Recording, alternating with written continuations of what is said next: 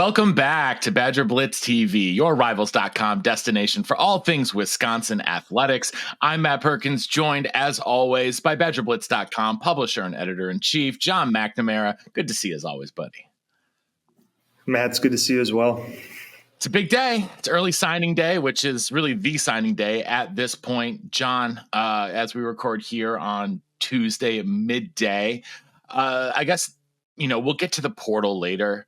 But it is signing day. We should start there. Bit of a surprise decommitment here right at the 11th hour from New Jersey athlete Cameron Miller, who I know a lot of people were excited to see play the slot. He's now going to Kentucky, it looks like. And John, do you sort of know how all this came about?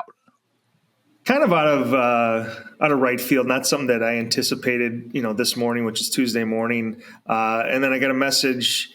And it said Cameron Miller is going to flip to Kentucky. And I said, oh. So I put it on the board, and I said, expect a signing day flip. And then the next time I checked my phone, which was, 60 seconds later, Cameron Miller announced on his own. So the expectation is that he commits to Kentucky on signing day. I don't know when that news will break. But, Kentucky was a school that was there the first time around for Cameron Miller when he had his kind of top. I think he broke his list down to 4 schools. Kentucky was there, Michigan. I think Rutgers was there as well. I don't know how serious Michigan was, but it was essentially Wisconsin and Kentucky at the time. And, now you go and we're in December, and now he's going to go back to Kentucky and flip his commitment there. So, I would say receiver as a whole, it's a tough blow because you haven't recruited that position from the high school ranks very well. You do have Eugene Hilton Jr., which I think he's a guy that obviously, man, I know that you're very high on, and I think he can come in and make an impact as an X receiver for the Wisconsin. But,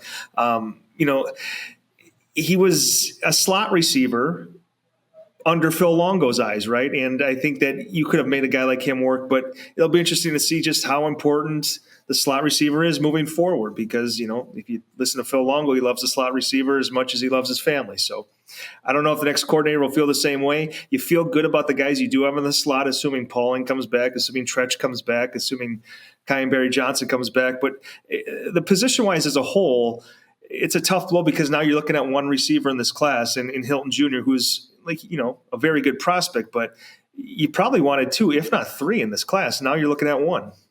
Well, there's always the late signing day, what used to be National Signing Day, to maybe address that if they need to. But on the other side of the ball, the Badgers flipped Cairo Skanes, the cornerback from Miami of Ohio, someone they've been in on a long time, took a visit this pretty recently here. And this felt like it was kind of in the works for a minute.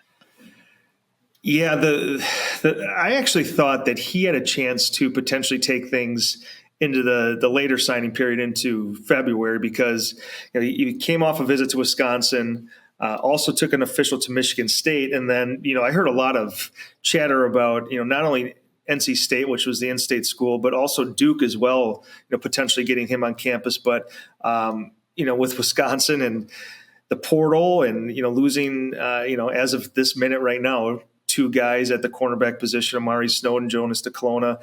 Adding a guy like Skanes is that much more important. I still think that's probably a position you're going to have to look through in the portal. But, pairing him with, Jamari Washington looks pretty good now. Both guys got some size there. A guy like Remington Moss, does he project a corner? I think he's probably more of a safety if I were to guess, but I think he'll get a shot at corner. So just continuing to add bodies to that room, I think, is important. And Skanes is, you look at the 2-star to him, you look at the Miami of Ohio commitment, but, if you follow recruiting long enough, there are guys who just peak a little bit later. And his run of offers would indicate that schools saw his senior film. Schools saw that they had an opening at cornerback and, they prioritized him, The schools I mentioned were there. Virginia was also there. A handful of other schools kind of made a late push. So I think, most of the buzz has been Wisconsin flipped a 2-star kid from a Miami of Ohio. I guess I would just encourage people to dig a little bit further into his recruitment. He's got pretty good measurables. I'm not going to say he's going to come in and be, the gem of this recruiting class, but that was a position of need. Wisconsin was able to lock him up before signing day, which I think is important. So with it being signing day, we're gonna have another handful of kids coming in early, including Carter Smith, the quarterback. Do we know at this point who is planning on enrolling early?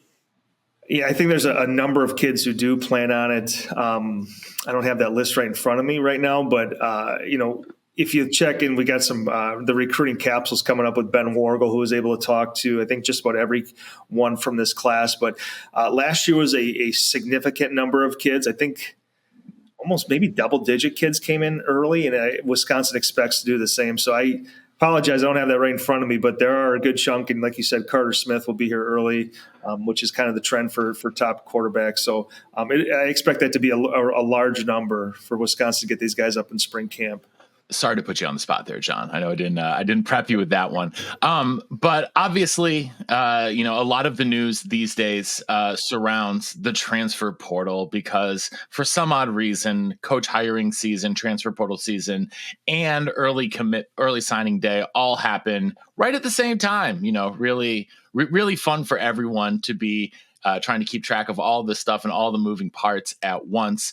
But John, as you alluded to, Badgers lost a couple cornerbacks to the portal and Amari Snowden, Jonas Duclona, Justin Taylor, who was sort of, working as a safety, but also a little bit of slot corner as well into the portal. Kurt Neal, the defensive tackle, into the portal. It's been all defensive players. Leon Lowry, obviously, and Cole LaCrue, the quarterback, not accepting, but we knew about those guys a little bit earlier. John, it seems like all the defensive guys are going into the portal right now. Do you think that's a product of waiting to see who the OC hire is? I don't think that's a bad conclusion to draw. It might also lead you to believe that Mike Tressel will be back, and they're starting to have conversations with the defensive line or defensive guys, based on what Tressel's feedback is, and obviously position coach feedback as well. So I don't think that's by accident, right? And I think the communication could be to the offensive guys of like, hey, let us get this guy in. Let us get some feedback from him. Let you guys get around this guy and then, make your decision. Obviously, Cole LaCrue is a little bit different of a situation. But, if I'm entering the portal, if that's on my mind, I do want to see what Wisconsin does here. And that's, certainly going to affect my decision likely, but I'm also 40 and I'm not 18. And when I was 18, I made a lot different decisions when I was 40. So, you can't blame these kids for whatever decision they make. There's a lot of factors that go into it. But I think the messaging has been, let us get our guy in here. Let's get you around him and let's see how everyone fits in before we start to make decisions because, the portal isn't even technically open yet, right? It's December 9th through the 28th, I believe. So, there's time. But, if you talk to some of these guys who have entered the portal, they've already had those conversations like you alluded to, Matt. I mean, they've had those sit downs with position coach or coordinator and, however those conversations went led them to making their decision. And, I think Wisconsin's at 6 right now. I expect there to be a lot more, but maybe we'll hear more, on the offensive side of the ball once that coordinator position is announced. I'm guessing 15-ish. Personally, that feels like the number. And I hate prognosticating about that because, you don't want to just be flippant about, guys' futures, but you also have to recognize the fact that this is 2024 and it's the norm in college football. So, looking at that, I think that, like you mentioned, really depending on who the offensive coordinator is and when that is announced and who it's going to be, because it's still a pretty big mystery as to where they're going to be going at that position, John. Any insights there as of our recording right now, midday Tuesday? Nothing concrete right now. I think that, if you were on the board yesterday or Monday, we dropped a little nugget in there that kind of, generated some good conversation. And, it's – I don't know. Sometimes you and I come on here, Matt, and we know what's going on, and we kind of hint at stuff, and we think we're funny, or maybe I just think I'm funny hinting at stuff. I truly think don't. You're funny too, John. So that makes 2 of us. I'm not hiding behind just wait and see. It's gonna. I don't know. I mean, as of today, I don't know. I've had some names come up that we've been able to kind of confirm that it won't be this person, but I don't know, and I'm not I'm not in a position to say anything right now because I don't know. And I don't want to say, it could be this or, it's a lot of speculation right now. But there have been some names out there that we've kind of been able to cross off, and those names have been in the den. And people are excited about it. I think it's a good thing for Wisconsin's program as a whole that people seem to be really, really excited about, the future of that position and what it could bring and how to get things turned around because, they're not that far away from people just not being all that interested. But I think the interest is there. I think that's a good thing for Wisconsin in general. And, so much depends on that, right? I mean, the future of the quarterback room, even though I've been told that, not to assume that everyone's going to enter the portal. I think who they bring in and what he wants to do will be big on a guy like Braden Locke, even though fans don't want to hear that. A guy like Mabry Metoyer, who fans do want to hear about. I think a chunk of that room could come back. But that first domino needs to hit of who that coordinator is going to be and what his offense is going to look like and, the skill set and the type of player he's looking for moving forward here. With that, you mentioned Braden Locke. Is Landon Locke going to sign on the dotted line today? That's the expectation. And I haven't heard much else. If from what I was told about the Locke situation is that, look, they were tied, obviously, to Phil Longo. Phil has a very close relationship to that family, and obviously that showed in him getting Braden through the transfer portal and then getting Landon very early in the process. From what I've been told, and nothing's set in stone, and I don't want to speak for any player, but just from the rumblings that I'm hearing is that Braden's ultimate goal is to be a coach at the next level. So he has now been able to digest Phil Longo's system. A new coordinator, bringing in new ideas, and the opportunity to play in that would be beneficial to what he wants to do long term. And if he wants to play at the Power 4 level and continue to work at this level, Wisconsin's likely his best opportunity. If he were to go to the portal, I'm not sure what his options would be. And then you go to Landon, who has very limited tape and is coming off an injury.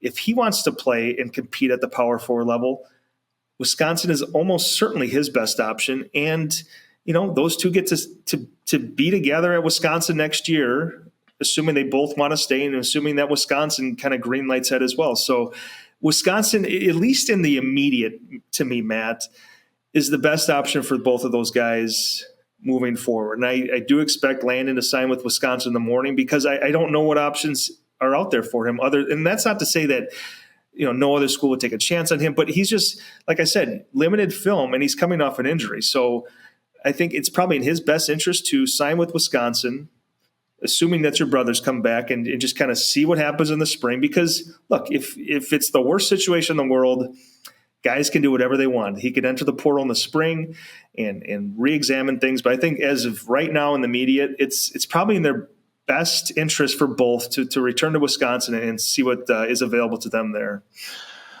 Returning to Wisconsin will also be an interesting choice for Tyler Van Dyke.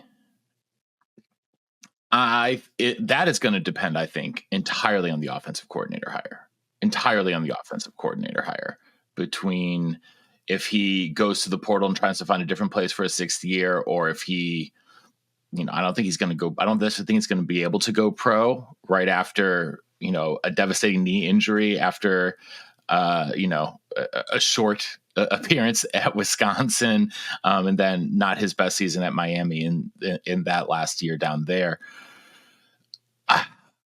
I think he's sort of going to be the big domino in all of this. Because if he stays, how many bodies can they then get in the quarterback room? Would it be him and both Locks and Metoyer and Carter Smith? That right. I'm very curious, and also sort of just like that. What goes on from there? Because he is the wild card to me in all of this.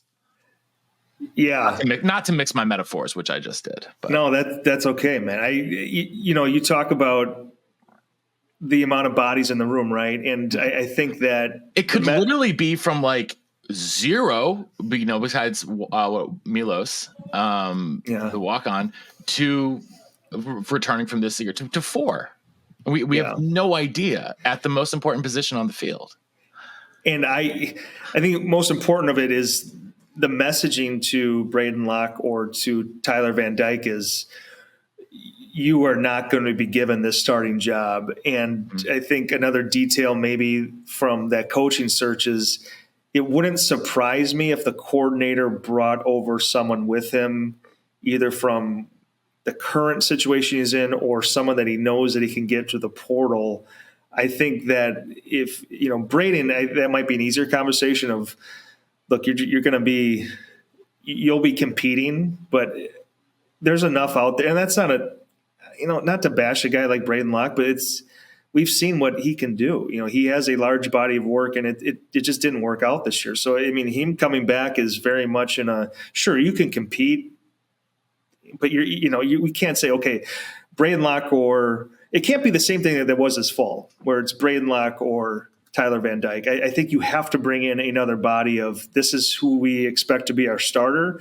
And if people want to come back, you guys are fully capable of competing for whatever's behind that guy. I think that's how it works out. So if Braden says, yeah, I'm cool with that, if Tyler Van Dyke says, yeah, I'm cool with that, I don't know. I think those are tough conversations to have. But again, what's Tyler Van Dyke's best option right now? I mean, it very well could be Wisconsin if Wisconsin is in a position to bring him back. The NFL is not an option for him next year. I think he has to do exactly what he wanted to do this year, of prove that he can, one, be healthy, and two, put some good stuff on tape for what he wants to do, which is likely the NFL. But there's just so many conversations that you can have, but it all revolves around that first domino falling in the coordinator position. So